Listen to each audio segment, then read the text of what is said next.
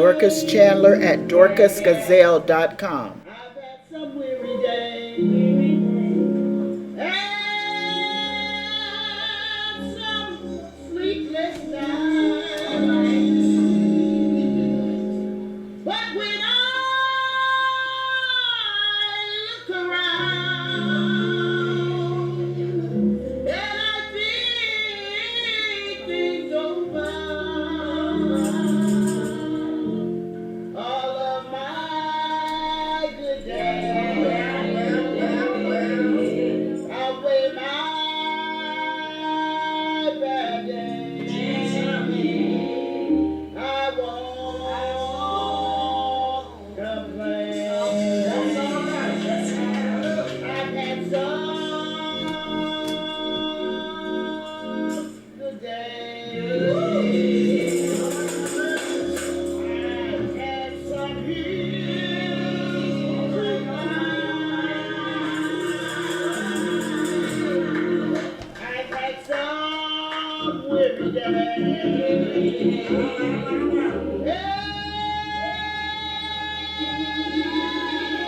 Some sleepless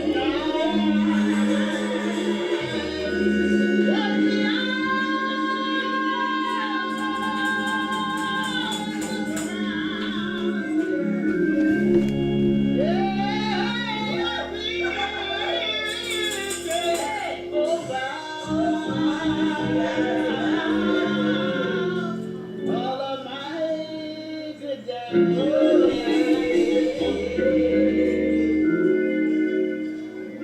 with my bad days, I won't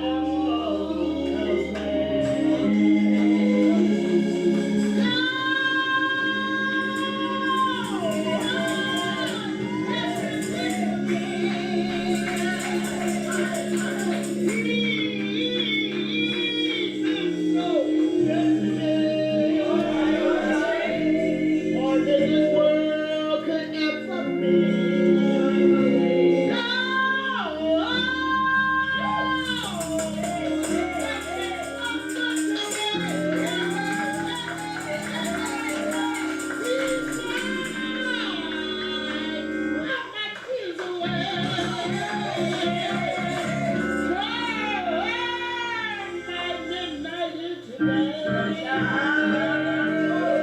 So I'll just say thank you. I'll just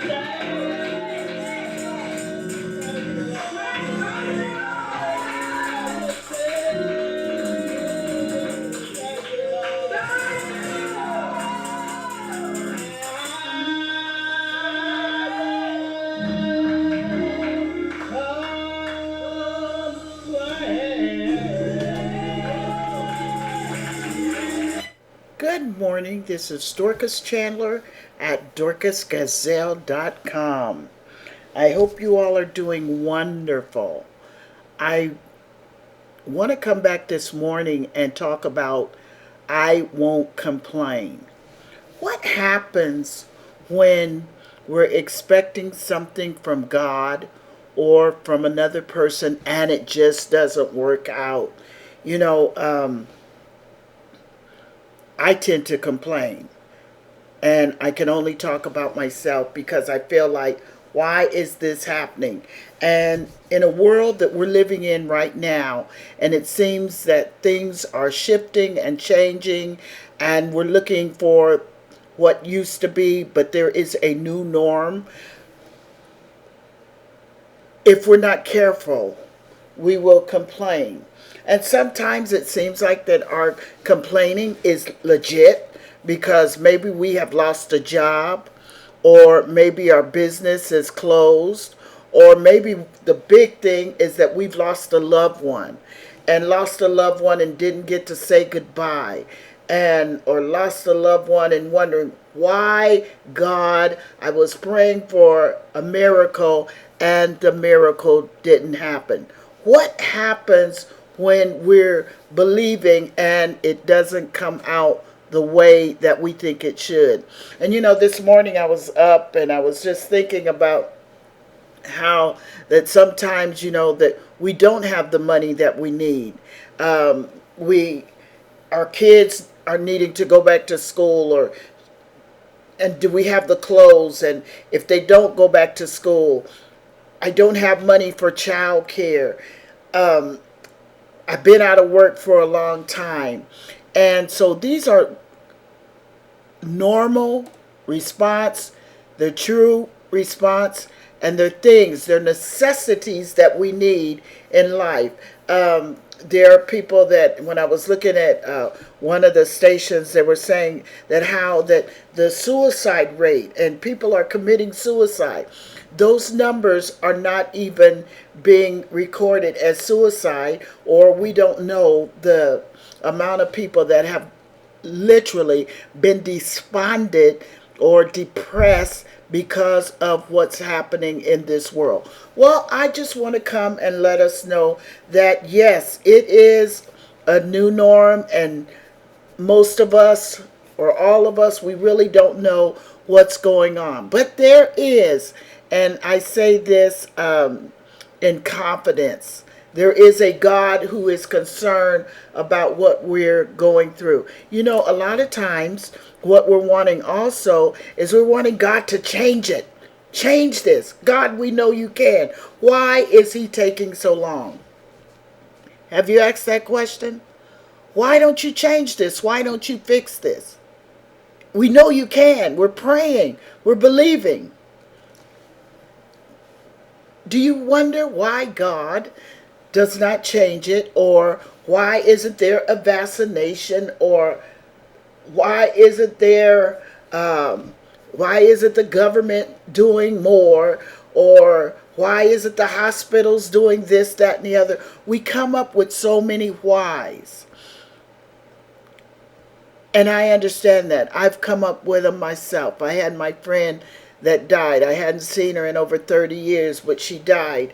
And we were praying for her. We were interceding for her.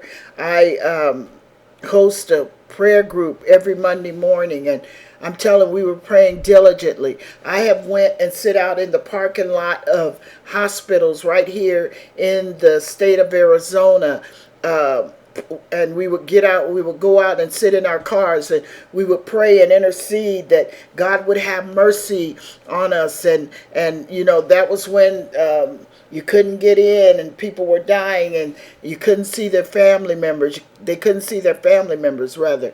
And we sit in the parking lot, and we just intercede and prayed that God would reverse the decisions, and that God would cover and protect the people, but the people that were dying. But people still died. What happens when our faith is under fire? When our faith is being challenged?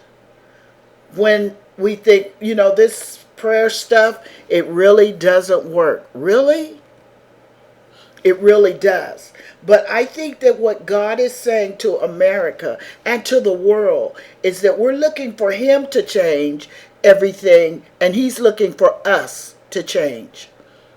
I believe that a lot of times that the reason why some of the senior citizens are leaving here like they are is because have we neglected our old parents and put them in rest homes and haven't went to see them? Is the system against people? Are they having tests that the doctors and the people know that they don't need them, that they don't need that test, and we put them away, and they're there, and some of them are lonely, some of them don't know where their kids are? Have we neglected the weaker population? Have we rode by people that are sitting under the bridge, and we got it made, and we just look the other way? And it's nothing to be condemned about, but I believe that if America would shift the focus not on God so much, but on ourselves, and look at the behaviors that we have exemplified when we were in the time of plenty. And we are still in the time of plenty, whether we believe it or not. We still have it good. And I believe that what's happening is that God is trying to get our attention. Because a country that denounces its God, a country that leaves the foundation of the principles in which we were founded on and go after other gods, such as all these sports events. And, we will go to these places and we will spend our money, and it doesn't matter how much we spend, but somebody needs help. We won't help them. We won't do anything to help each other. God will shut down the whole nation, because the earth is the Lord and the fullness thereof. Now, Dorcas, why are you sharing this on a weight website? Because my theme on my weight website is weight is more than food. And if weight is more than food, then it's a lot of other things. And America is weighted down with the deaths and the blood of others because we lie to each other. We use deception to get what we want, and we act like it's nothing. God is calling America to come back to Him. We're weighted down. It's not His fault for what we're going through. It's we have allowed other things to become more important than people. I was thinking this morning about when I went to, I was at this church in Inglewood, and I wanted to go to this prayer conference, Larry Lee prayer conference in Anaheim. I didn't have the money to go because it was a 3-day conference and it was going to be held at the Hilton. And I want to talk about the provisions of God right now. People say God does not supply. Oh, yes, He does. So I wanted to go to this conference, and I went to my pastor and I told him what I wanted to do. And so the church gave me the money for my hotel room, and I was very grateful for that because I didn't have any of the money anyway. And so then that night we were in Bible class, and my pastor's wife says to me, she says, Dorcas, I heard you're going to this prayer conference. And I said, yeah. And she looked in her purse and she said, all I got is $19. She said, I wish I had have known. She gave me the $19. I thanked her. I was very grateful. I was like, oh, God, this will help at least with the parking. I'm telling you, I had no money. Have you ever been in a place where you have had no money? You don't know what to do. Your back is up against the wall. Now, this is just something that I wanted. And I know other people have things that are necessities. Then they're wondering how they're going to pay them. But just listen to me. Just hear me out. So I go home and I tell my mom I'm going to this prayer conference. And she's like, how are you going to a prayer conference and you ain't got no money? I said, I'm going. I said, the church gave me a check for my room and I had this $19 for my pastor's wife, and I'm going to use that for parking, and I got some change and I put the change in my purse. And she was like, Lord have mercy. And so before I got ready to go, because I need to make this short, before I got ready to go, I looked down in the cabinet in the kitchen and I got me some crackers. I got me 2 rolls of crackers and got my clothes, and I was gone to this conference. I said, you know what, God? I don't have to eat. There's something I need from you. There's something that I need from you. And so I go to this conference, and I get there early. I check in early because I had called them and I could check in. And here's this lady, and I've told this story. Here's this lady standing by the elevator. I speak to everybody, and I say, hello, ma'am, how are you doing? And she said, I'm fine. She said, do you know what time the conference starts?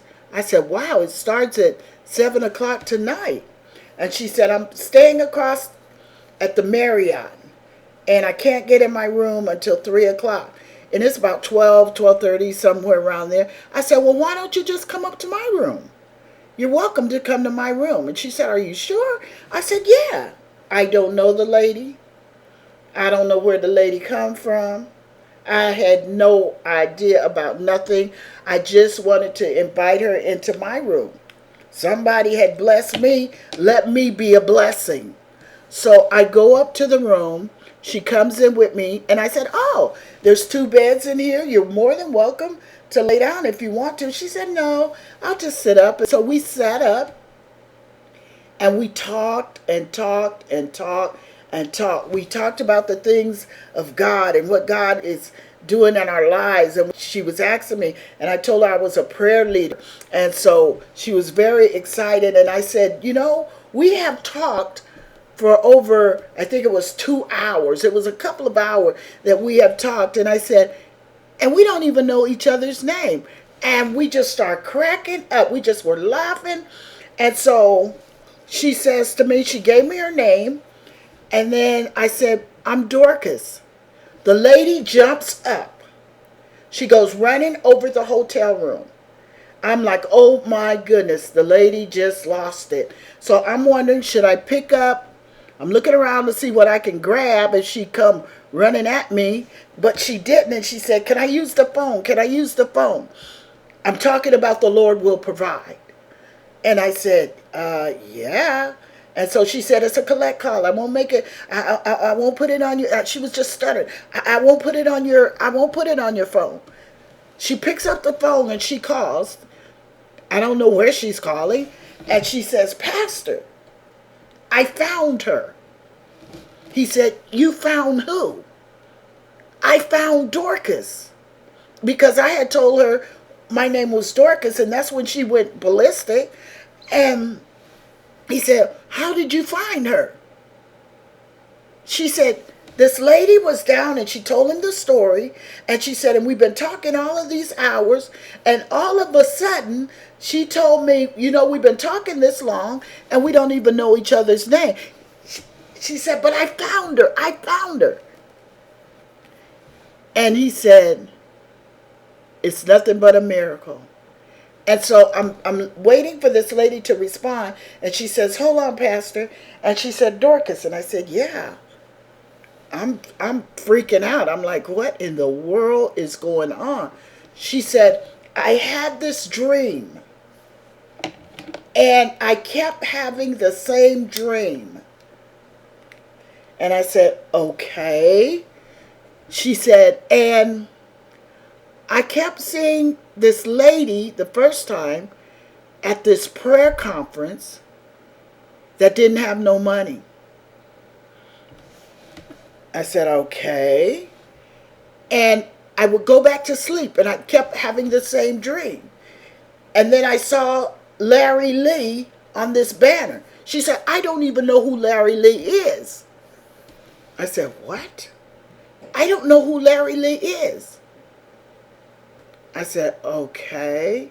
And she said, the last time I went back to sleep, she said, I heard, the lady that you're looking for, her name is Dorcas. She'd never even heard the name Dorcas. That was kind of weird to me because, it's in the Bible. But anyway, I said, huh?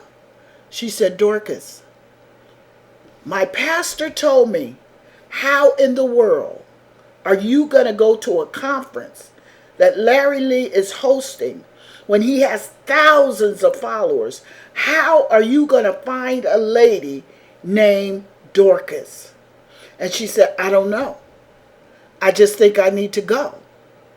They looked it up. They saw there was a conference in California. She got a ticket. She came to Anaheim. She didn't know nothing about Larry Lee. And she was standing in the hotel where the conference was being hosted. And that's where I was staying. I walked up to her, spoke to her, invited her up to my room. She came up to my room. She told me the dream after we talked. And then she said, God sent me here to give you some money. True story. The woman gave me wads of $20 bills. Tears just began to run down my face. She said, God told me to do this. She said, that's the only reason why I'm here. Because God sent me here to give you this money. And I said, can I show you something? She said, sure. I went in the closet and I got out my luggage. And I said, you see right here? She said, yeah. I said, this is what I was going to eat the 3 days. Because I knew that God would provide. She looked at me, and it was the crackers. That woman called me every morning. Okay, Dorcas, we're going to breakfast at this time. We're going to eat lunch at this time, and we're going to eat dinner. I looked and seen how it was a lot of money. And I took out a 20, and every time let me treat you. No. That woman fed me for the whole conference. When we got ready to check out, I said, let me call her early that morning. Then I called and her phone just rang and rang and rang. I called the front desk, and they told me that the lady had already checked out. Why am I telling you this? Because some of us are going through some hard and difficult times right now. Hard and difficult times right now. And don't know what to do. Don't know where to turn. Have exhausted all means. And don't know what the next move is. Have children. No jobs. Businesses have had to close. Things are slow. And you don't know what to do. I just want to come back to tell you that when we don't know what to do, be still. Just be still. And just ask God, God, help me. That's all you need to say. God, help me. It don't have to be you have to go and pray for 2 and 3 hours, and you can do that if you want to. But all you need to do is rely on God. I left that conference with more money than I had ever had. And I wasn't even sure how much money I had until I got home. I cried and cried and cried. The lady gave me her phone number the day before, about 2 days later. I said, well, can I have your number? And she gave me her number. And so when I got home, I called her, and she answered the phone, and she said, oh, Dorcas, no problem. And I tried to call her again, and her phone was disconnected. What am I saying? There is a God that is concerned about us. He's concerned about senior citizens. He's concerned about the way that we be treated at these doctors' offices when they're running tests and they know they don't even need to do it. God sees us. We don't have to run in a storm. Those are my words. I don't run in a storm. Be still and know that He's God. I promise you, because I know He's faithful, that He's going to come through. And He sees those things that we're going through. And even maybe you're not going through, maybe you have an abundance. Be a blessing to somebody. It might be a neighbor that you don't even know.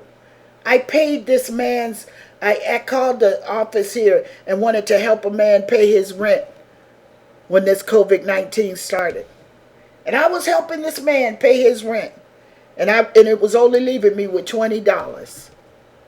But I was more concerned about giving something out of my abundance to help somebody than what I was going to have left. And I'm telling you, I would pay on this man's rent, and every day somebody was bringing me food. They were the ones standing in the lines saying, Dorcas, if I find me something, I'm going to find you something. It doesn't just happen like that. It happens when we are concerned about each other. And let me tell you this. Love, L-O-V-E, is never about you. Love is always about somebody else. This country has become so selfish, some of us, and so self-centered that our blessings are hindered. And I'm telling you, I look at my account, I said, okay, you got $20 left. Somebody would be calling, hey, I got some food. Somebody came here and dropped a whole lot of money on me. Gave me money. I want for nothing. Am I bragging? Absolutely not. But I'm telling you, there is a formula. Give, and it shall be given. I don't have much to give. And maybe I don't have nothing to give. Give a prayer. Give a kind word. Give a smile. Well, the smile you can't see because we're wearing masks. Just give a kind word. We can still talk through these masks. Give a kind word. We can still be concerned. You might say, well, my parents are not in a rest home. My parents are doing fine. But there's somebody crying right now, because of death. Be concerned. We got to stop all the bickering about who's going to win the presidency. Is it the Democrats or the Republicans? Ask God to let his perfect divine will to be done for this country. Some of the things I see on Facebook and some of the language that we are using to come up against people is horrible. It's horrible. We are teaching this next generation disrespect. Some of the ads on the television are horrible. Horrible. Instead of talking about what we're going to do, we're talking about each other. The disrespect of this country, the more we do it, the more we're going to fall into the hands of an angry God. We already see the corn that withered, onions, lemons, all kind of things are happening to this country. And yet we don't understand. God is saying, y'all need to come back to me. We need to stop all of this stuff. Hurting each other. It needs to stop. We got a generation that's coming up behind us. And what they see us doing, that's what they're going to do. You talk about the president like a dog in front of your children, they're not going to have respect for leadership.